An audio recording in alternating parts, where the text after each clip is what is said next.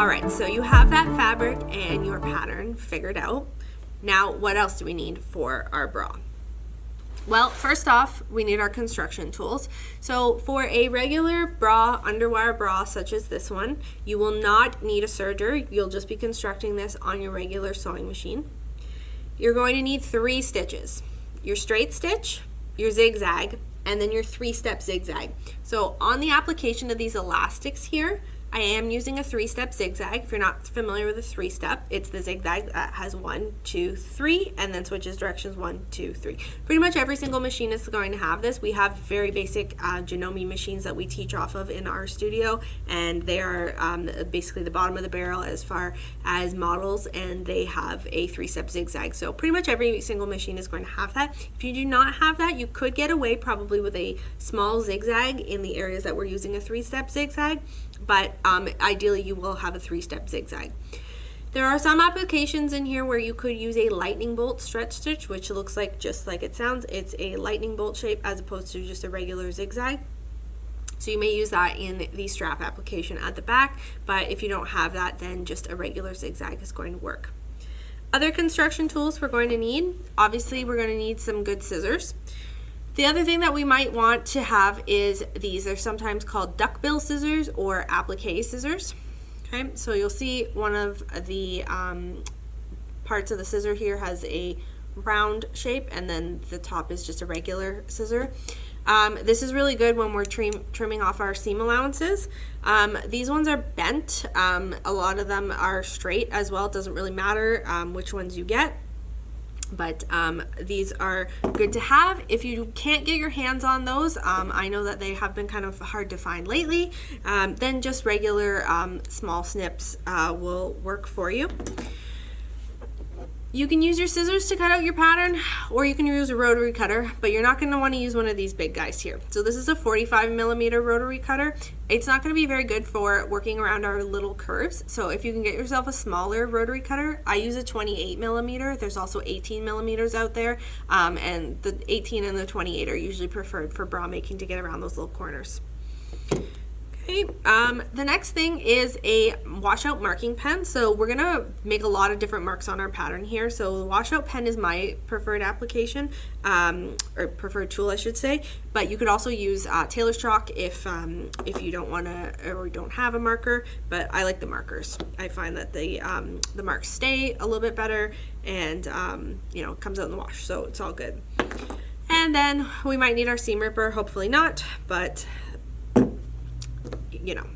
So also pins. A lot of people who have worked in the actual bra making industry will tell you things like don't use pins. They don't use them in the bra making factories. Use your pins. They're very helpful. Don't overpin. We're going to be sewing around a lot of curves, and you're really just not going to want to pin too much, but use pins as needed. The other thing that you'll need is needles, obviously, for your sewing machine. You're going to want to get a Microtex needle. Microtex is for very fine fabrics, so fabrics such as our tricots here, you're going to want to have a Microtex needle. If you cannot get your hands on a Microtex needle, a stretch needle will also work. You're going to want to use a smaller size, like an 11. Okay. Once I have all my construction tools, I'm going to need other items to create my bra. All right, so a few other things that we will need for our bra. So the first thing is our rings and sliders. So rings and sliders come in a lot of different kinds, different colors, different sizes. So I've got 2 kinds here. I have these rose gold ones that are just an exposed metal, and then these other ones, these teal ones, that are a nylon coated metal. You can also get plastic ones. I don't recommend these for your bras. They're not as strong. They're really good for swimwear because we don't want metal in that because it will rust, but I don't recommend it for bra making. Okay. Next, you're going to have your strap elastic, and it obviously needs to correspond with your rings and sliders. So strap elastic is going to vary depending on your size. So Larger size bras here are going to use a thicker elastic, and then a smaller size will use a thinner one here. So this one here is, I believe, 3/4 of an inch. So this will be for my larger sizes to provide more support, and then smaller elastic here for a smaller size bra. So you've got 10 millimeter, 12 millimeter, those are usually your smaller ones, 15 millimeter, and higher generally for your larger bras, and that corresponds to 1/2 inch or smaller for smaller sizes, and then above 1/2 inch for those larger sizes. Okay, next we have our bra closures. So they come in different sizes again. So the most common here are 3x3s and 2x3s. So 3x3 meaning 3 across, 3 down, and then 2x3s meaning 2 and then 3. Again, this is going to vary by your size. So larger bra sizes, you're going to go into this 3x3. Smaller ones, you're going to use the 2x3. They do also come, again, in even larger sizes than that. You'll also see sometimes that they vary in size. So these are both 3x3s, but the black one here is larger. The reason for the larger one for the larger band is your band back is actually going to be larger for a larger size here. So you'll want to use something that corresponds. This will also provide you a little bit more support as well.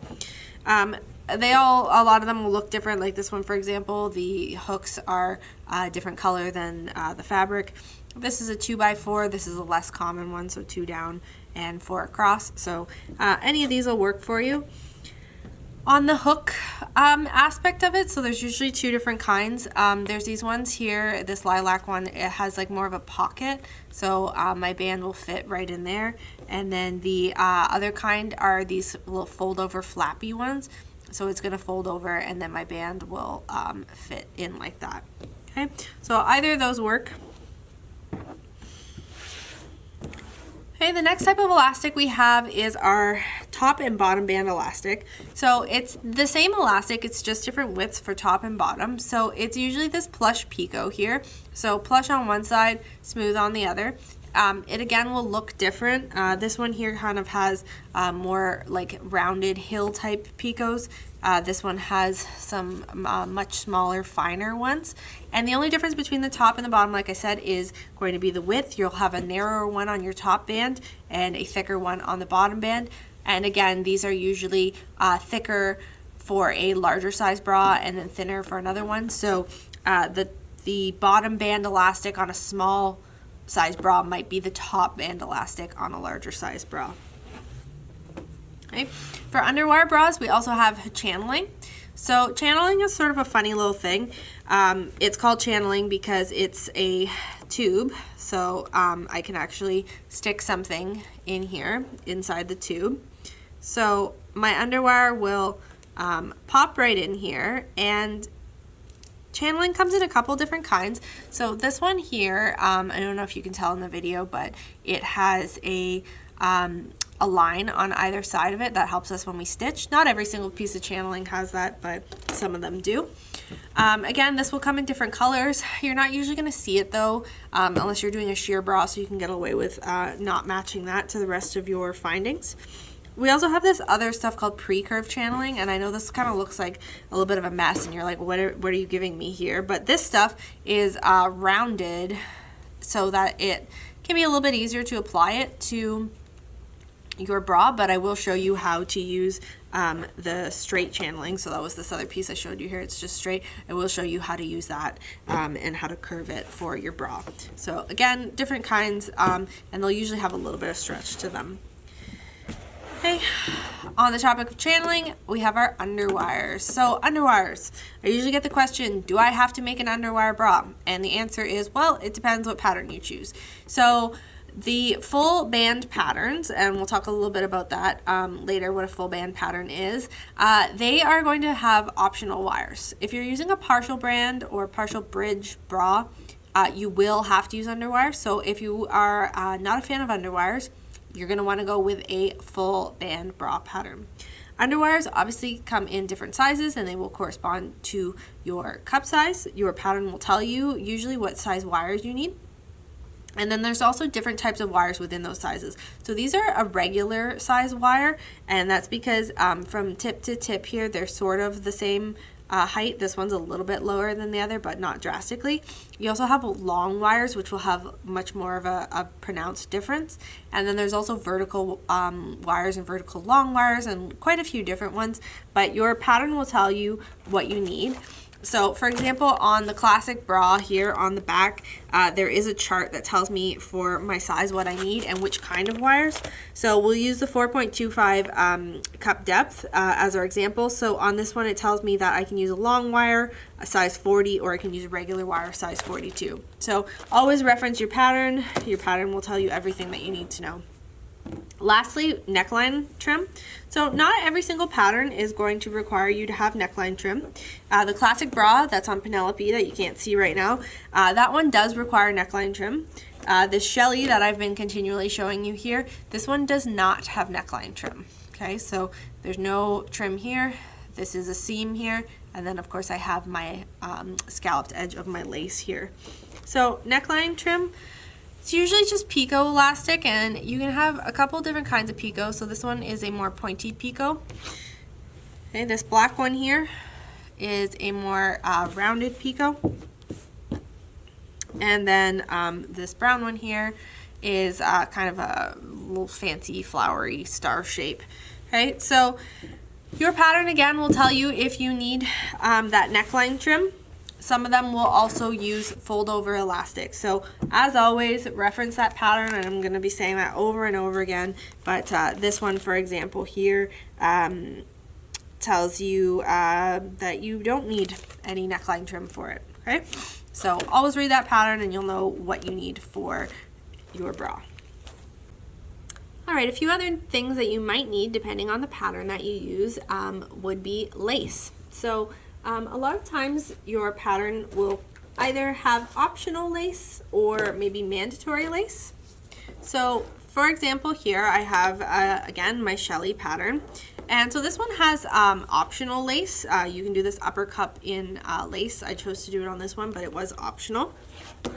For some patterns, it will tell you optional lace, or you might need it for one size and not the other. So read your pattern. Again, your pattern is your Bible, so read that. Stretch lace trims usually come in a lot of different sizes. So if you're just doing an upper cup, you can usually use a more narrow one. This one here is 6 inch or so wide, and this one does stretch. So if I was using this, I might be able to get more, like my entire upper cup, lower cup out of the piece. For a more narrow lace trim, then that might just be part of the cup that I'm using it for.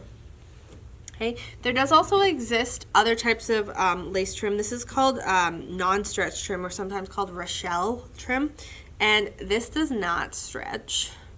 And just depending on your pattern, it will tell you whether or not you can use a stretch lace or a non-stretch lace. There are also all-over lace fabrics. So this would be an example of an all-over lace. Okay, this would be something, this one is obviously stretchy. This would be something that I might be overlaying over top of my tricot, okay, because this is going to be too stretchy for the cup in a regular bra. So I mentioned a little bit earlier a full band. So a full band means that the bridge, which is the center part here, extends and comes all the way over, and that I do have some fabric here under the cup. Okay, a partial band is just going to have a bridge that stops usually around here, and there's not going to be any part of that. The bridge extends into what we call the frame. The frame is not going to extend here under the cup, so it's just going to be in between. So I recommend, and again, these are just my recommendations, but a lot of people do agree with me, that you should start with a full band pattern. So all of the ones that I showed you earlier are full band.